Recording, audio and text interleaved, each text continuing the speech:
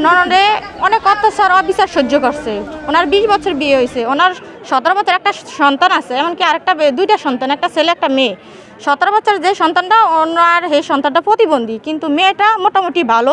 তবে আমার নন্দে অনেক অত্যাচার অবিচার হয়েছে, এমনকি আমার বাড়িতে ফিরা মানে আমাদের নন্দে বিয়ে করছে আরেকটা। বিয়ে করার পর আমার নন্দের বহুত মারধর করতো, খাওয়া দাওয়া ঠিক মতন দিত না। আমার নন্দে রাগ করে যাইতো গা, আমার কাছে 3 বছর ছিল। থাকার পরে রাগয়া আয়া পড়ছে ফোলাফানের জন্য। ফোলাফানের আমরা রাগয়া তারপর কথা কই নাই কি আরে ওনার জামে মারে ধরে এরকম করে 2-3 বার করে গেছে। আমাকে কত হয়েছে একটা বিচার ভালো করে লাইন করে তারপরে ওনারা দিমু।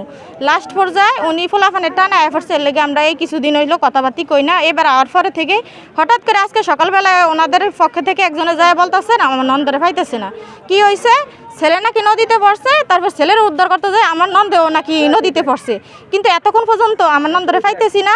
কি হয়েছে না হয়েছে আমরা সঠিক বিচার চাই, কিন্তু কি ব্যাপারটা নিয়ে কি হইলো না হইলো আমরা এ পর্যন্ত ভালো মন্দ কিছুই জানতে পারি নাই। কিন্তু বর্তমানে যেন আমার নন্দে যেন কতজন অশান্তির ভিতরে ছিল একমাত্র আল্লাহই জানে। এখন তো ভালো সবাই ভালো, ভিতরে যেন খারাপটাকে এখন পর্যন্ত আমরা জানতে পারিনি। 20 বছর ধরে বিবাহ হয়েছে, এর মধ্যে অনেক ঝগড়া কারোর সাথে মারধর করলে জাতি দেখলা পলাইয়া যাই 1 বছর 5 মাস 2 বছর থাকতো, কোনো যোগাযোগ নিত না, খবর নিত না। স্বামী বিয়ে করে বউ নিয়ে ঢাকা থাকে, হ্যাঁ থাকতো। এর মধ্যে যে 2 বছর যায় আমাদের বাড়িতে ছিল, ওরা কেউ যোগাযোগের আহে নাই, ফোনও করে নাই।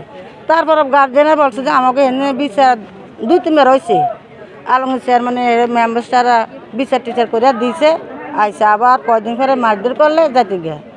তারপরে এইবার 2 বছর থাকার পরে কইছে বাইরে কইছে না তোর যাওয়ার লাগবে না, তোর জামাই থাকে ঢাকা, তোর কোনো খোঁজ না খবর না হে বাড়ি তো কাজ করবি ভাত খাবি। তা আমাকে এনে থাকে হেডে ভালো রয়েছে। 2 বছর পরে জামাই ফোনও করতো না, শ্বশুর শাশুড়ি কেউ যেত না। জামাই একদিন ওরা ভাতকে দিয়ে চুরি করে রাত্রে নিয়ে আসে, হ্যাঁ নেওয়ার পর বাইরে রাগ করে বলছে যে তুই আমাকে না কয়ে গেছিস গিয়ে এত মাছ যে তোর করে তোর রাখছি করে দিমু না, তুই গেছে যা তোর শুকলে তুই থাক। তার জন্য বাইরে আইও না, খোঁজ খবর নেয়নি।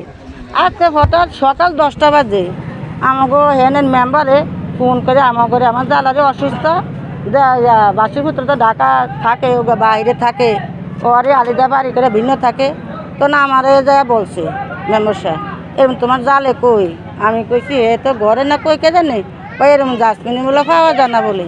কীভাবে নদীতে বলে বাচ্চা পড়ছে, বাচ্চার উড়াইতে যায় বলে তারে পাইতেছে না। তো বাচ্চা মানুষ বাচ্চার উড়াইতে গেছে, হে তো একদিন বুদ্ধিমান মানুষ, সে সাঁতার জানে। একটা মানুষ বাচ্চার জন্য তো আফার দেফাই করে কতক্ষণ, একটা মানুষকে দেখলো না, একটা পুরুষে বলে এক বাচ্চারা উড়ে তুলছে, ওরাকে একটু দেখলো না। সন্দেহ আছে, সন্দেহ আছে কারণে স্বামীর লোকে তো আবান্ত ছিল, স্বামী তো সে খোঁজখবর রাখতো না, শ্বশুরবাড়ি থাকতো, কাজ করতো, ভাত খাইতো।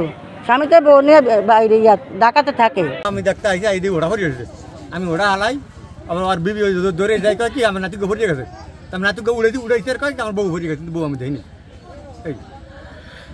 এই তো বউ দেখেন নাই আপনি যে মহিলা এই যে জেসমিন যার কথা বলা হচ্ছে, আমি দেখলে কিন্তু দণ্ড উঠে যেতাম। আচ্ছা আপনি তখন ওইখানে ঘটনাটা আপনি কিন্তু শুরু থেকে ওখানে, ঠিক আছে, এখানে বলতেছে কেউ বলতেছে একজন বাচ্চা দেখছে, একজন লোক উপস্থিত ছিলেন। কত ঘন্টা হইবে, 1 ঘন্টা আগ থেকে আপনি উপস্থিত ছিলেন। আর তাৎক্ষণিক ওনার ওই ছেলেটার দাদি যে বলছে যে ছেলেটা মানে পড়ে গেছে এরকম করে আর দিয়া তুমি তো তুই লাভ দিয়ে পড়ে উড়েছি, আমার বউ পড়ে গেছে। তাহলে আপনি শুনছেন কি? বউ আপনি দেখেন নাই, ছেলেটা দেখছেন, আপনি ছেলেটাকে উদ্ধার করছেন। আপনি তাহলে এই কথাটা শুনছেন প্রথম কার কাছ থেকে? ওর দাদির কাছ থেকে। আচ্ছা, এই বইয়ের মধ্যে নৌকা, ওই নৌকা উঠটা নৌকার দড়ি সারিয়ে দিয়া নৌকা লইয়া বইয়ের মধ্যে দিয়া নদী দিয়া থাকিয়া এইবারে দুঃখে বাচ্চা বলাই না আইছে, আইয়া কয় ও তিসা তিসা তোর ভাই যাগিয়া, তোর ভাই নদী দিয়া যাগিয়া নৌকা লইয়া।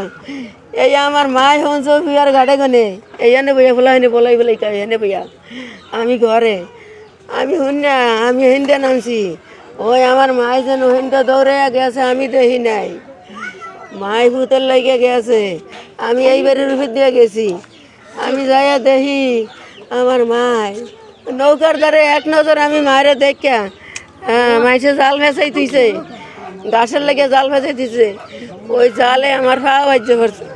আমি নিচে চাইয়া জাল ডেঙ্গাইয়া 2 কাঠ দিয়ে আমি চাইয়া দেখি আমার মায়ের দেখি আমার নাতি নজরের মধ্যে হাবুডুবু করে, আমি ওই খোলা দুগারে জিগাই, আচ্ছা মনু মনু এখানে যেন আমার বউ কই, তাঞ্জিলের মাই কই, কয় এখানটা ডুব দিছে। আমি কি আই হাই কি গাও, আমার মায় হাতর জানে না।